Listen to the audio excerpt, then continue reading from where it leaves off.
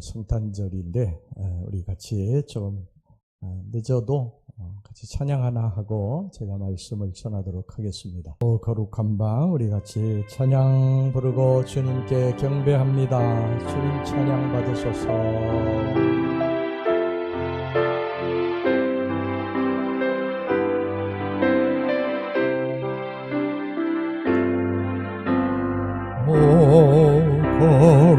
거룩한 밤별들 반짝이 거룩한 주 탄생한다세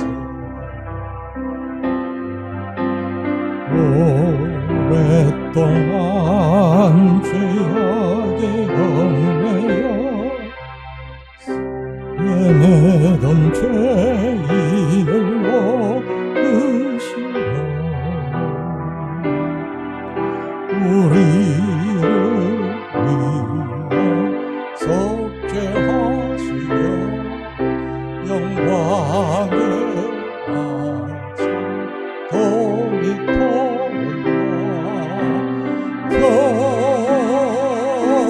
경배하라 천사의 기쁜 소리 오 거룩한 주님 탄생하시나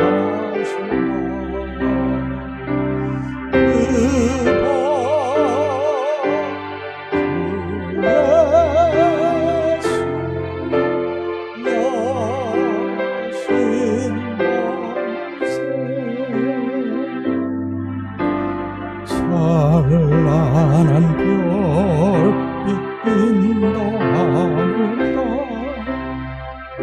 동방의 박사가 찾아왔네 믿음의 불빛 인도하는가 주님의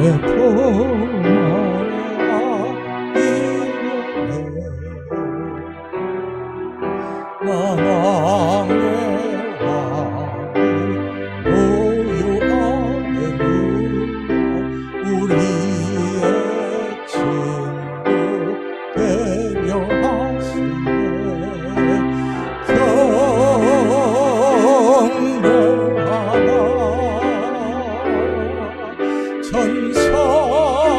천사의 기쁜 소리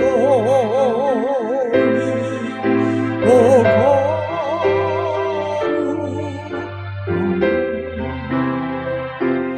주님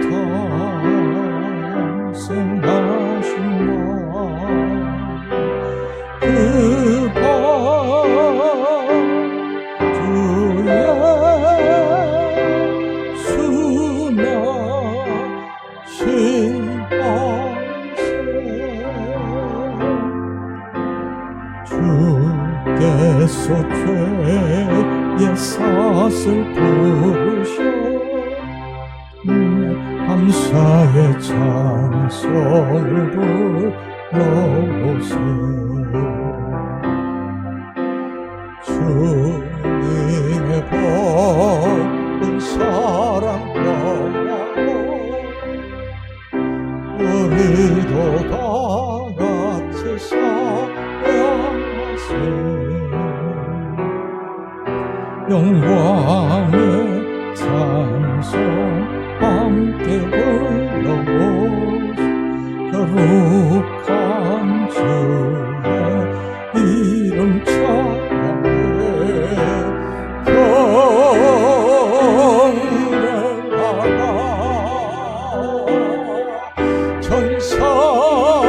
천사의 기쁜 소리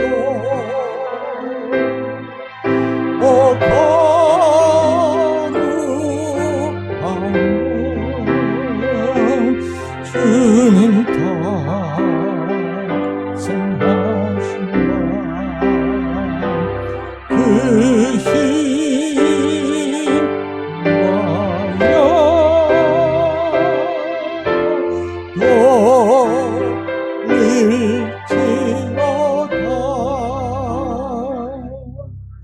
우리 주님을 찬양합니다. 우리 박수 한번 해드립니다.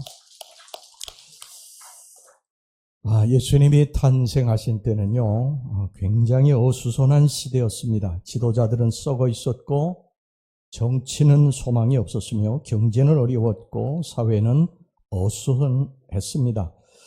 그런 때에 천사들이 예수님의 탄생을 노래했습니다. 지극히 높은 곳에서는 하나님께 영광이요, 땅에서는 기뻐하심을 입은 사람들 중에 평화로다 하니라.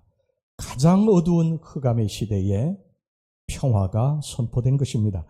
실제로 이사야 선지자는 장차 오실 메시아를 가리켜서 이사야서 9장 6절에서 평강의 왕이라, 예수님을 평강의 왕이라 불렀습니다. 예수님은 평강의 왕이십니다.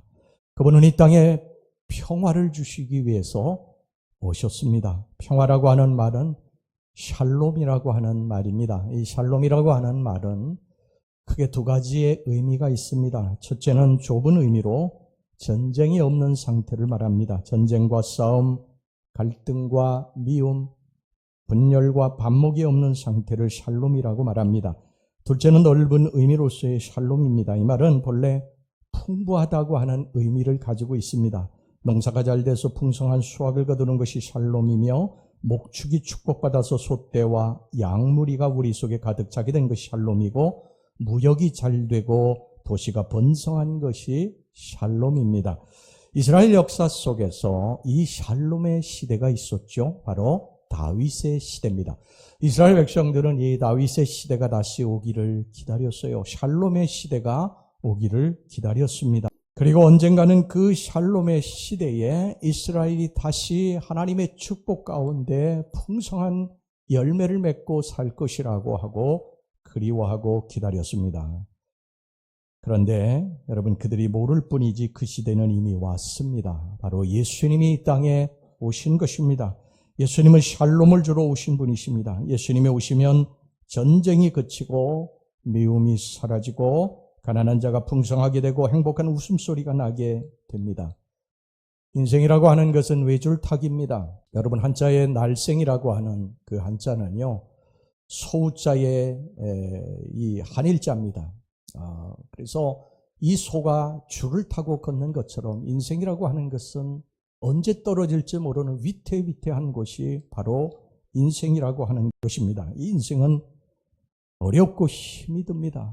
사는 것이 살수록 인생은 쉽구나 하는 사람 한 사람도 없어요. 살면 살수록 인생은 점점 힘든 곳이구나.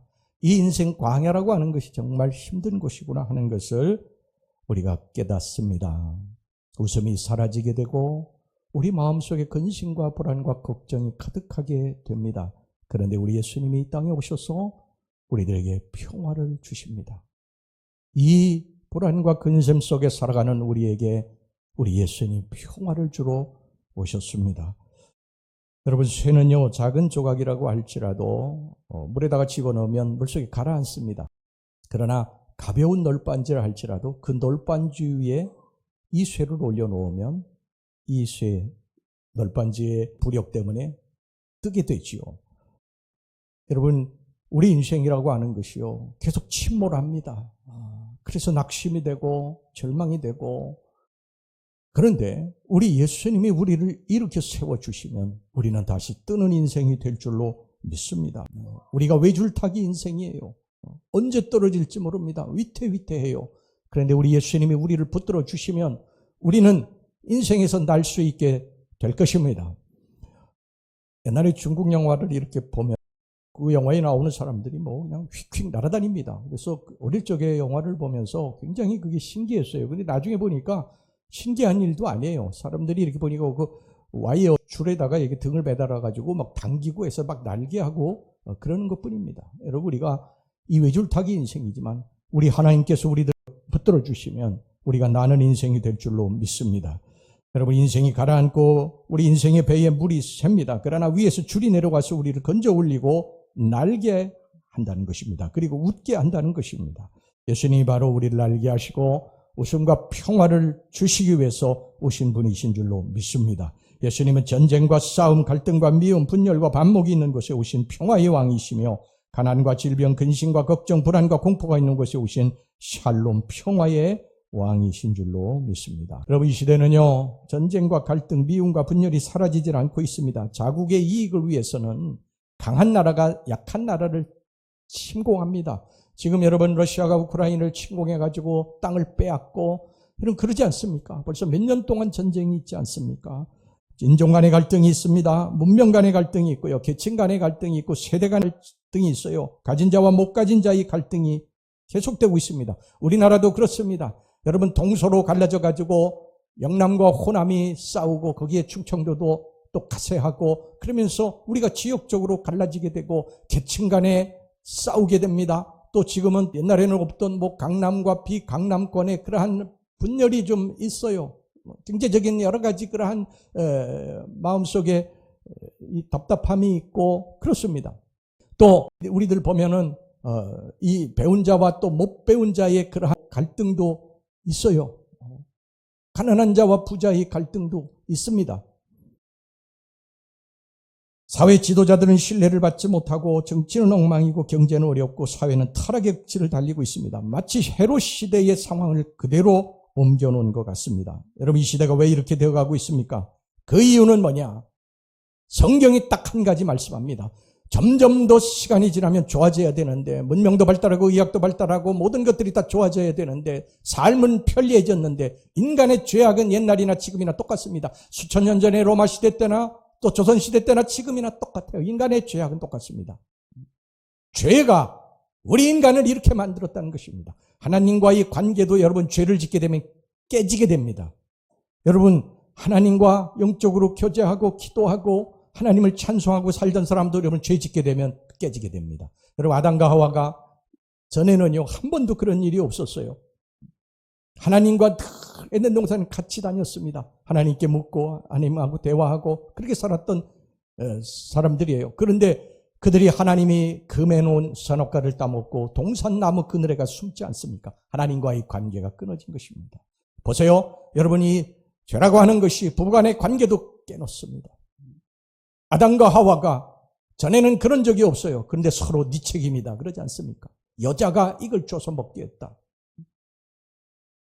사람과의 관계도 죄가 깨놓는 것입니다. 하나님과의 관계도 죄가 깨놓는 것입니다. 그런데 이 죄의 문제를 해결하기 위해서 예수 그리스도가 이 땅에 오셨습니다. 평화를 주시기 위해서 오셨습니다. 예루살렘에 사는 사람들은요, 갈릴리 지역에 사는 사람들을 촌놈이라고 불렀어요. 갈릴리 촌놈들 이렇게 불렀습니다. 여러분, 우리도 옛날에 서울 사는 사람들이요, 시골에 사는 사람들을 촌놈이라고 이렇게 불렀어요. 여러분, 지금도 촌놈 그러면 조금 무엇인가 조금 이렇게 어설프고 뒤떨어지는 의미로 사용이 되는 고유명사가 됐잖아요. 예수님 당시도 그랬습니다. 갈릴리 촌놈 그랬습니다. 여러분, 베드로가 갈릴리 사람 아닙니까? 그래서 이 갈릴리 지역에 사투리를 썼어요. 그래서 베드로가 말을 하면 사람들이 막 저거 갈릴리 사람 아니야? 갈릴리 촌놈이네? 그렇게 비웃었어요. 베드로가 예수님을 부인하고 도망칠 때에 사람들이 베드로를 알아본 것이면 갈릴리 놈 아니야? 촌놈 아니야? 그렇게 하면서 비웃었습니다. 저도 옛날에 초등학교 다닐 때요, 서울에 사는 외할머니 댁에 올라오면요, 서울 말씨 쓰는 아이들이 부러웠어요. 저는 그려, 아니요, 이 충청도에서 이거에 살으니까 그게 이제 입에 뱉습니다. 그런데 서울에 오면 아이들이 아니야, 그래, 이런 말을 쓰는 것입니다. 그러니까 말투 자체가 다른 것이죠. 사실 지금은 TV나 언론 매체 또 교통이 이렇게 발달해 수시로 서울을 왔다 갔다 하고 그러기 때문에 그런 사투리가 그렇게 많이 심하지도 않고 편차가 많이 심하지도 않아요. 근데 옛날에는 이게 고립이 되어 있었기 때문에 TV도 없었고 그러기 때문에 아주 지역적으로 고립돼 가지고 사투리가 굉장히 심했어요. 그래가지고 사투리 쓰는 사람들, 저 시골에 있는 사람 촌놈이라고 그렇게 비웃고 조롱하고 그랬죠. 아주 오래전에 제가 청년 때에 이 명동에 있는 이제 다방에 우리 친구를 만나러 갔는데, 그 다방에 갔는데 어떤 사람이요, 그 다방에 서빙하는 분에게 여기 물 좀 줘요 그러더라고요. 그래가지고 그냥 다방에 있는 사람들이 막 웃음바다가 됐습니다. 저하고 같은 과 사람들이죠. 여러분, 인간에게는 담이 있어요. 담. 사람과 사람 사이에 담이 있습니다. 근데 예수님이 오셔서 그 담을 허무셨어요. 여러분, 우리 예수 믿는 사람들은 예수님이 나의 안에 계시기 때문에 담이 없어야 됩니다. 교회에서는 어떠한 담도 가져서는 안 됩니다. 가진 자와 못 가진 자가 담을 지어서는 절대 안 됩니다. 가난한 자, 또 부자 구별하면 안 됩니다. 많이 배운 자, 못 배운 자도 구별하면 안 됩니다. 지위가 높은 자, 지위가 낮은 자, 누구나 다 같이 어울릴 수 있어야 됩니다. 건강한 자와 또 몸이 아픈 사람도 다 같이 어울릴 수 있는 곳이 이 교회가 돼야 됩니다. 왜? 이 교회는 예수 그리스도가 주인이시기 때문인 것입니다. 이곳이 바로 천국인 것입니다. 여러분, 이사야 선지자가 이사야서 11장 6절에서 9절까지 해서 메시아 예수가 오면 그때 이리가 어린 양과 함께 살며 표범이 어린 염소와 함께 누우며 송아지와 어린 사자와 살찐 짐승이 함께 있어 어린아이에게 끌리며 암소와 곰이 함께 먹으며 그것들의 새끼가 함께 엎드리며 사자가 소처럼 풀을 먹을 것이며 젖먹는 아이가 독사의 구멍에 장난하며 젖된 어린아이가 독사의 굴에 손을 넣을 것이라. 내 거룩한 산 모든 곳에서 해됨도 없고 상함도 없을 것이니 이는 물이 바다를 덮음같이 여호와를 아는 지식이 세상에 충만할 것임이니라. 이렇게 예언을 했습니다. 그런데 그 메시아가 오셨어요. 이제 오셔서 어디 계시냐? 내 안에 계십니다. 그래서 우리는 하나님과 우리 사이에 죄를 짓고 불화하면 안 됩니다. 죄가 담을 내고 하나님과의 관계가 끊어지게 되고 사람과의 관계에서도 여러분이 관계가 깨어지게 되는 것입니다. 여러분, 하나님과 평화하고 사람과 평화하시기를 주의 이름으로 축원합니다. 할렐루야. 여러분, 사람은요 옹졸합니다. 사람이요 마음이 넓은 것 같죠? 옹졸해요. 여러분, 어떤 때는요 그냥 바다와 같이 넓은 마음을 가진 것 같죠? 그런데 어떤 때는 바늘 하나 꽂을 수 없을 정도로 그렇게 옹졸합니다. 여러분, 나이가 들면 우리 좀 관용의 마음을 가지고 좀 너그러운 마음을 가지고 따뜻한 마음을 가지고 다른 사람을 용서하고 받아들이고 그렇게 좀 품격 있게 우리 늙어갈 수 있기를 주의 이름으로 축원합니다. 그게 얼굴에 나타나지 않습니까? 얼굴에 나타납니다. 남이 볼 때에 저 사람에 대해서 깊은 속은 알지 못하지만 우리가 그렇게 살면, 그렇게 나이가 들어가면 얼굴에 풍기는 것이 다르게 되는 거예요. 아, 저 사람 정말 품격이 있다, 품이 있다. 말도 품이 있고 행동하는 것도 품이 있다. 우리 그렇게 늙어갑시다. 할렐루야. 제가 꽤 오래전에 이 명동성당에 갔다가요 책을 한 권 샀는데 책 제목이 밴댕이 신부의 새벽 고백, 이러는 어느 신부의 책입니다. 근데 이 신부는 화를 내지 않는 것을 자기 자랑으로 여기며 살았어요. 나는 화를 내지 않아. 사람들과의 관계에서 화를 내지 않아. 그런데 가만히 자기를 보니까 화를 내지 않는 것이 아니라 화를 내는 방법만 다른 것이 자기도 똑같이 화를 내고 옹졸하게 살고 있더라는 것입니다. 그래서 그것을 제 책으로 이제 고백을 하는데, 한 번은 자기 누나가요 전화를 해가지고 신부인 자신에게 모욕적인 말을 하고 불쾌했던 말을 한 것 같아요. 그 전화를 받았을 때 화를 내지는 않았습니다. 그런데 마음으로 작정했어요. 내가 이 누나하고 6개월 동안은 일체 전화하지 않고 대화하지 않겠다. 그리고 전화를 끊고 6개월 동안 전화가 계속 오는데도 안 받고 일체 대화를 안 했습니다. 6개월이 지났어요. 자기가 정한 시효가 끝나고 매형이 자기 둔부대에서 돌아오는 것을 기점으로 안부 전화를 했더니 누나가 노발대발하고 뭐 신부가 왜 그러냐, 그렇게 전화를 했는데 비춰 전화도 안 받고 너는 밴댕이 신부다, 밴댕이 신부. 속이 그렇게 옹졸하냐, 그렇게 퍼부었습니다. 이 전화를 받고 신부는 또 화를 내지 않았습니다. 그런데 이렇게 작정했습니다. 6개월 연장하자. 그리고 6개월 동안 또 전화도 안 받고 대화도 잃지 않았다는 것입니다. 이 신부가 자신의 이런 모습을 반성하면서 글 말미에 이렇게 썼습니다. 이 밴댕이 신부야, 차라리 화를 내라, 화를 내. 여러분, 우리 모두가 다 너 나을 것 없이 밴댕이 속입니다. 누가 조금만 섭섭하게 해도 눈길을 돌리고 대화 안 합니다. 전화해서 불쾌하게만 해도요, 그것 때문에 마음을 닫아버리고요. 누가 말 한마디만 자기 마음에 들지 않게 해도 그것 때문에 마음을 닫고, 자기와 친한 사람이 자기가 싫어하는 사람과 대화해도 그것 때문에 또 마음을 닫아버리고요. 자기를 무시했다고 생각하고 또 마음을 닫아버립니다. 이렇게 얽히고 설키면서 미워하는 사람이 10손가락도 넘어요. 우리가 그렇게 살아갑니다. 여러분, 평화하시기를 주의 이름으로 축원합니다. 우리 예수님 우리 안에 와 계시니까 그 예수님께 부끄럽지 않게 우리가 정말 사람들하고 좀 평화하고 서로 기쁨을 주고, 아침에 일어나면 저는 기도를 해요. 물론 그렇게 다 살진 못합니다만, 하나님 오늘 제 입술로 다른 사람을 위로하고 소망을 주게 하옵소서. 다른 사람 마음을 해치고 기분 나쁘게 하지 않게 하옵소서. 그냥 제가 늘 그렇게 습관적으로 기도합니다. 그리고 한날을 접으면서 제가 침상에 걸터 앉아서 하나님 앞에 기도해요. 하나님 오늘 한날도 하나님 앞에 혹시 잘못한 거, 사람에게 잘못한 거, 또 말을 한마디 잘못한 거 있으면 하나님 용서해 주세요. 그리고 또 잠자리에 이제 듭니다. 매일매일 그렇게 하다 보면 또 좋아지겠죠.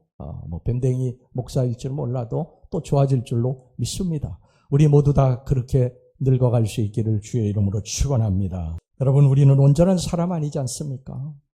온전한 사람 아닌데 예수님이 우리를 용서해 주신 거 아니겠어요? 우리가 온전해서 예수님 우리를 구원하신 거 아니지 않습니까? 우리가 다 부족하고 허물이 많지만 예수님이 나를 용서해 주신 거 아니겠어요? 그러니까 우리도 다른 사람을 용서하고 살자, 이해하고 살자, 받아들이고 살자. 우리가 생각만 조금만 바꾸면은요, 얼마든지 다른 사람 받아줄 수 있어요. 다 내 입장에서만 상대방을 바라보니까 그렇죠. 상대방의 입장에 대해서 생각하면은요, 얼마든지 여러분 이해할 수 있어요. 목사는 성도들의 입장이 되어서 한번 생각을 해봐야 돼요. 목사의 입장만 생각하면 안 돼요. 또 성도들은 목사의 입장이 좀 되어 봐야 돼요. 그래서 또 서로의 입장을 이렇게 생각하다 보면 이해할 수 있고, 용서할 수 있고, 받아줄 수 있고, 사랑할 수 있게 될 줄로 믿습니다. 여러분, 이 성탄절에 내게 가장 좋은 선물을 줍시다. 그 선물은 뭐냐? 용서라는 선물입니다. 어떤 책에 보니까 이 세상에 가장 좋은 선물은 용서래요. 용서. 내가 내 자신을 용서하고 내가 다른 사람에 대해서 용서하는 것, 이게 가장 큰 선물이랍니다. 이 성탄절에 우리 모두 다 이런 용서의 선물을 나도 갖고 다른 사람도 나누어 주고 그렇게 살아갈 수 있기를 주의 이름으로 축원합니다. 자, 그리고 한 가지 저 마음에 이제 근심과 걱정이 있는 분께 평화의 왕을 소개합니다. 그분은 우리 인생의 풍랑을 잔잔케 하신 분이십니다. 복음서에는 바다에서 풍랑을 잔잔케 하시는 예수님의 이야기가 여러 번 나옵니다. 이것은 보통 기적의 한 번의 기적의 이야기가 아니라 우리 인생을 주관하시는 분이 바로 평화의 왕 예수님이라는 사실을 분명하게 보여주는 아주 중요한 말씀입니다. 한 번은 예수님과 제자들이 배를 타고 가는데 심한 풍랑이 일었어요. 배에 관해서, 풍랑에 관해서는 전문가인 제자들도 어찌할 수 없을 정도로 그렇게 큰 풍랑이 일었습니다. 여러분, 우리 인생이라고 하는 것이 그렇지 않습니까? 인생이라고 하는 것이 인생을 수십 년 살아가지고 인생에 어떻게 보면 내놓으라는 전문가들인데 이걸 감당할 수 없는 풍랑이 우리들에게 닥칠 때가 있어요. 여러분, 제자들이 이런 풍랑을 만나가지고 주님, 우리가 다 죽게 됐나이다. 이 풍랑을 좀 어떻게 해 주시옵소서. 그럴 때에 우리 예수님께서 풍랑에게 뭐라고 하셨는가 하니 일어나셔서 잠잠하라, 고요하라 이렇게 말씀하셨어요. 근데 여러분, 이것이요 샬롬입니다. 샬롬. 정확한 표현으로 하면 샬롬입니다. 샬롬하여라. 우리 영어로 보면, 우리 한국말로 보면 피스고 평화입니다. 평화해라, 샬롬해라. 그럴 때에 풍랑이 여러분 잔잔해졌는 줄로 믿습니다. 여러분, 이것은요 갈릴리 바다에 국한된 말씀이 아닙니다. 우리들 개인과 가정, 이 사회와 국가, 인류를 향한 하나님의 메시지인 줄로 믿습니다. 우리에게 샬롬을 약속하신 것입니다. 풍랑이는 곳 어디나 예수님만 계시면 그분이 샬롬을 선포하십니다. 샬롬, 평화하라. 여러분, 인생의 이 풍랑을 만났을 때 우리 예수님이 이 풍랑을 잔잔케 하시는 분이심을 여러분 믿으시고, 우리 예수님을 깨우시기를 바랍니다. 예수님, 저 죽게 됐습니다. 너무 힘들어서 어떻게 할 수가 없어요. 예수님 도와주세요. 그럼 예수님이 샬롬, 평화라, 피스. 여러분, 이런 역사가 우리의 삶에 일어나게 될 줄로 믿습니다. 예수님만 계시면 어떤 상황 가운데서도 거기는 천국이 됩니다.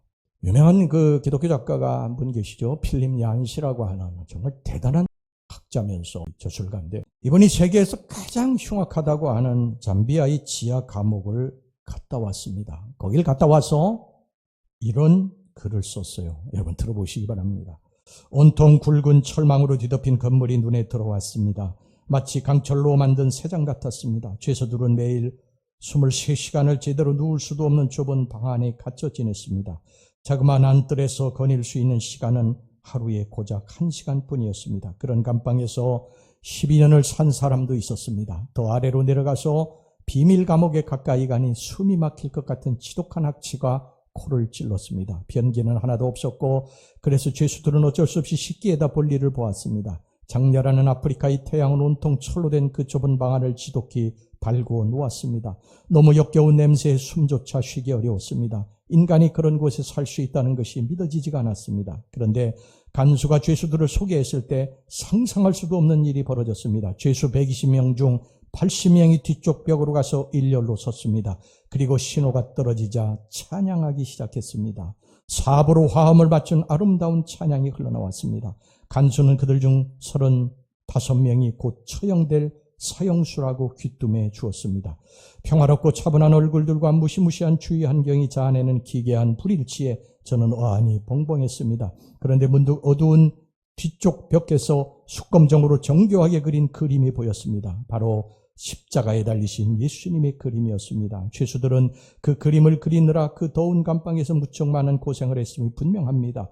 불현듯 예수님이 거기에 그들과 함께 계시다는 생각이 들어 온몸에 전율이 왔습니다. 그들과 함께 고통을 나누고 그런 곳에서도 찬양할 힘과 평화를 주시는 예수님의 모습이 선했습니다. 원래 나는 그들에게 무엇인가 위로의 말을 하기로 되어 있었으나 나는 아무 말도 할 수 없었습니다. 오히려 내가 그들에게 큰 것을 배웠기 때문입니다. 2000년 전에 세계를 정복하며 힘으로 전진하던 로마의 슬로건은 뭐였냐면 팍스 로마나였습니다. 팍스 로마나. 로마의 평화입니다. 로마의 시저에게 머리 숙이고 무릎 꿇으면 너희들에게 평화가 올 것이다. 기쁨과 풍성함이 올 것이다. 힘의 공약이었습니다. 이런 때에 소수의 가난한 기독교인들이 팍스 로마나의 반기를 들고 팍스 크리스토, 그리스도의 평화, 이것을 부르짖었습니다. 그들은 탁 붙잡혀서 순교했어요. 목이 잘려서 순교했고 십자가에 달려서 순교했고 짐승들에게 무릎 뜯겨서 순교했습니다. 그러나 2000년이 지난 오늘날 로마의 평화는 잠깐 있다가 사라지고 그리스도의 평화는 점점 더 많은 사람들을 그 제자로 만들어가고 있습니다. 그리스도 예수가 주시는 샬롬과 평화는 이론과 환상이 아닙니다. 실제적인 것입니다. 우리들의 삶에 지금 풍랑이 있는 때에, 가장 힘들고 고통스러운 때에, 여러분 풍랑이 있는 때는 오늘 우리 시간으로 따지면 새벽 4시입니다. 새벽 4시. 가장 고단한 때죠. 잠들었을 때입니다. 힘들고 고단한 때예요. 그런데 여러분 그걸 아십니까? 새벽 4시가 가장 힘들고 어려운 때지만 이제는 날이 밝을 때입니다. 소망입니다. 우리 예수님이 우리들에게 소망을 주시기 위해서 오셨어요. 평화하시기 바랍니다. 걱정하고 근심하지 마시기를 바랍니다. 여러분 주님만 붙들고 살면 반드시 우리의 삶에 소망의 빛난 아침이 오게 될 줄로 믿습니다. 지금은 새벽 4시 가장 어두운 밤이지만, 가장 힘들고 고통스러운 밤이지만 이제 머지않아 먼동이 틀 것입니다. 예수님이 우리들에게 소망을 주시기 위해서 이 땅에 오셨습니다. 광명이 흑암을 삼킬 시간입니다. 근심이 기쁨으로 바뀔 평화의 시간인 줄로 믿습니다. 가난이 풍성함으로 바뀔 샬롬의 시간인 줄로 믿습니다. 샬롬이신 예수님이 어디 계시냐?